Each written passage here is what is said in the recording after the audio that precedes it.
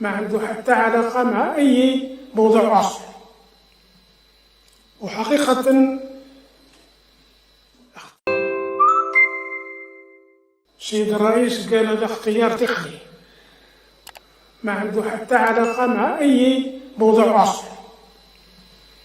وحقيقة اختيار تقني، لأن في شهر ديسمبر لو وضعنا الانتخابات في شهر ديسمبر، في شهر ديسمبر احنا في مجلس الأمة فيه تجديد انتخابات، تجديد نصف أعضاء مجلس الأمة، وفي حملة انتخابية في هذه الفترة هذه، وفيه انتخابات عبر 58 ولاية. في نفس الوقت تكون الانتخابات الرئاسية. المهم